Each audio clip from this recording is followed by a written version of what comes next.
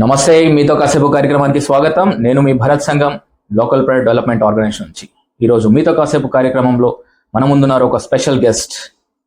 Movie reviews ద్వారా RTC cross roads అని famous అయ్యారు.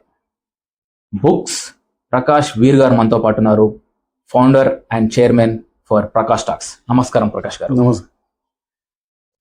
సక్సెస్ సీక్రెట్ అని అననండి, కానీ జనరల్గా ప్రతి ఒక్కరికి కూడా వాళ్ళు డెవలప్ కావాలని ఉంటుంది, వాళ్ళు ముందరికి వెళ్ళాలని ఉంటుంది. అంటే నిగూఢంగా ప్రతి ఒక్కరికి ఉంటుంది, కానీ దానికి ప్రయత్నం చేయరేమో, అందుకని అందరూ వెళ్ళలేకపోతారు.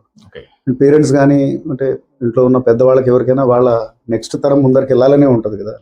డెఫినెట్గా. సో బేసిక్ ఏంటంటే చాలామంది ఎడ్యుకేషన్ అనేది స్కూల్లోనే అవుతుంది. చదువు అనేది విద్యార్జన, జ్ఞానం ఆర్జన స్కూల్లోనే అవుతుంది, ఆ పీరియడ్లోనే అంటే కాలేజీలో ఉండే వరకే అవుతుంది అనేది అనుకుంటారు అన్నమాట. సో గ్రహించడం అనేది మనిషి పిల్లలు పుట్టాక ఐ థింక్ యాక్టివ్గా గ్రహించడం అంటే కొత్త విషయాలు నేర్చుకోవడం అది ఇదంతా 3 years నుంచి మొదలవుతుంది. అది ఎక్కడైనా గ్రహించవచ్చు.